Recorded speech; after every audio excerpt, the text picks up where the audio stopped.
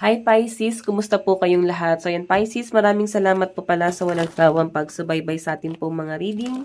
And kung ikaw ay bago pa lang sa ating channel, mag-subscribe na po kayo. Then, i-click mo na rin yung ating notification bell para lagi kang updated sa ating mga bagong upload. Okay? So guys, sa mga interested naman sa ating private reading, ay nasa description box below lang po yung link. Message nyo lang po ako. So, tingnan natin Pisces, ano ba yung mga possible na ganap sa inyo ngayong January 2026? Okay, so ang bilis ng panahon. 2026 na agad, no? So, Pisces, Sun, Moon, Rising, and Venus sign. Tingnan natin. Pisces. Oops. Ito kunin natin. The Devil. So, ibig sabihin, may mga toxic na nangyayari sa paligid mo, sa circle mo. May nakikita ko dito, guys, may mga temptation. So, expect mo na hindi mo maiwasan na hindi gumastos. Pwede kasi guys na maging problema to, no? Mag-ingat din kayo sa mga bigla-biglaang desisyon na pwedeng makaapekto sa ibang tao kasi iba yung impact, no? Yung mental health yung parang inaatake. So, pwedeng mental health mo kasi nakikita ko dito guys, basta mag-iingat lang kayo guys sa mga biglaang desisyon na baka hindi kayo guys masyado nagiging practical dun sa mga desisyon na yon, hindi kayo masyado naging wise. Mag-ingat lang kayo kasi toxic to. Okay, ingat din kayo sa mga paggastos, lalo na kung ang laking halaga ng mga pinagagastosan nyo. So, ayun, parang kailangan mo lang din guys mag-ingat sa mga tukso. Okay, lapitin ka daw ng tukso ngayong January 2026, no? Na pwedeng ikapahamak mo. So, kung may lalapit na mga bagong tao, siguro kilalanin nyo mabuti and huwag kayo guys masyadong ma-attach kasi pwedeng baka masaktan kayo doon, no? Pwedeng baka ma-fall na lang kayo. Tignan natin. Okay. Pisces, meron tayong temperance, balance, harmony, and perspective. So, baka may mga nagpaplano rito guys na magtayo ng tahian or ano ba, clothing or printing, something business. Meron kayong gustong simulan. Yung iba naman dito guys is nahihilig din kayo sa mga makeup, sa mga pagpapaganda. Baka may mga nagdadalaga na dito. So, may nakikita rin ako dito guys, basta parang nahihilig kayo sa art, something nagiging artistic daw ang mga Pisces ngayong January. So, nagiging creative ka, dami mong nagiging side hustle din. Okay, so tingnan natin. Pisces, Sun, Moon, Rising, and Venus sign. Energy mo. Meron tayong Queen of Coins, mature, successful, and practical. So, ang nakikita ko dito guys, Pisces, kailangan mo maging practical. Mag-ingat ka muna sa sobrang paggastos, ingat muna sa sobrang parang biglaang mga desisyon, lalo na kung may mga tao kayong pwedeng maapektuhan or pwedeng ikaw mismo to maapektuhan dito, okay? Tipong parang hindi siya guys makakabuti sa health, hindi siya makakabuti sa mental health mo or sa mental health ng ibang tao. So, ito kasi guys, kailangan mo na mag-mature doon sa sitwasyon mo ngayon, no? Kung gusto mo talaga mas maging successful or kailangan mo maging practical. Kumbaga, kailangan mo nang tumayo sa sarili mong mga paa.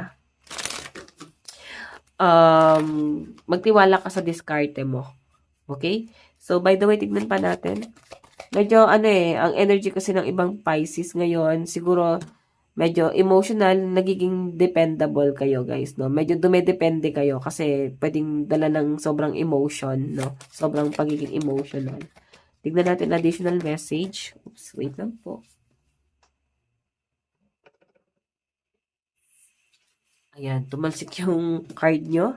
So, pagdating guys sa relationship, sa nakikita ko dito, pwedeng may cheating issue or pwede meron kayong mga pagtatalunan dito ng partner mo. And isa pa rito, medyo sensitive, parang may mga pinagtataguan eh. Hindi kayo guys masyado expressive dito. Hindi kayo masyado nagbibigay ng opinion, medyo private. Nakikita ko guys na parang mapang-asar yung energy. Siguro meron kayong inaasar dito. Basta nagtatago eh. May energy kayo na medyo laylo ka sa ibang tao and parang gusto mo na mapag-isa. Ayan. Sige, tingnan natin guys. Additional message.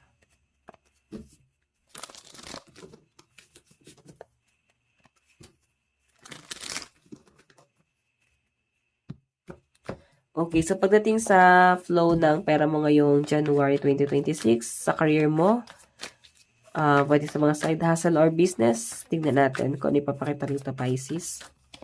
Meron tayong, wow, marami namang opportunity guys eh, I know. Marami kang pwedeng pagtagumpayan. Sabi ko nga guys, wala lang masyadong tiyaga.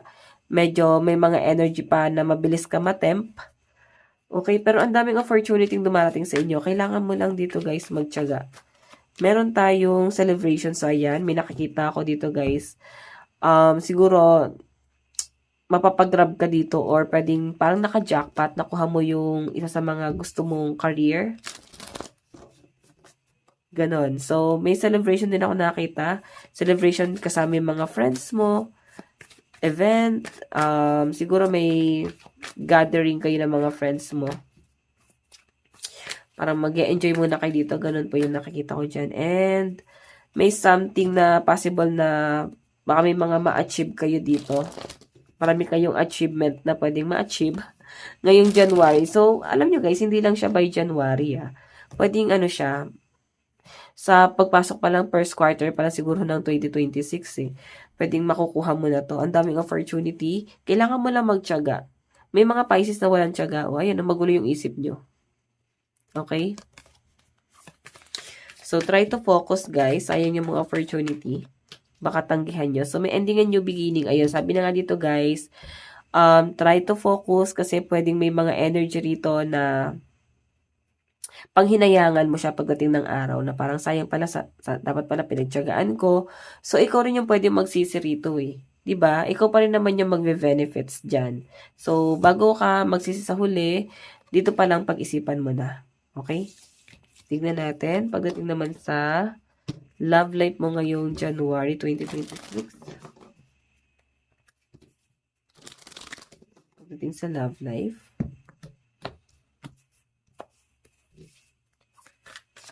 okay. Pisces, Sun, Moon, Rising, and Venus sign. Pagdating sa love life mo. Meron tayong, wow. Stability. So, maganda yung nakikita ko pagdating sa love life mo. Medyo change direction. Medyo nagbabago lang yung mga decision mo dito. Bigla lang nagbabago yung mga gusto mo mangyari pagdating do sa relationship. Or meron ka pang hinahanap sa partner mo na may kulang, no?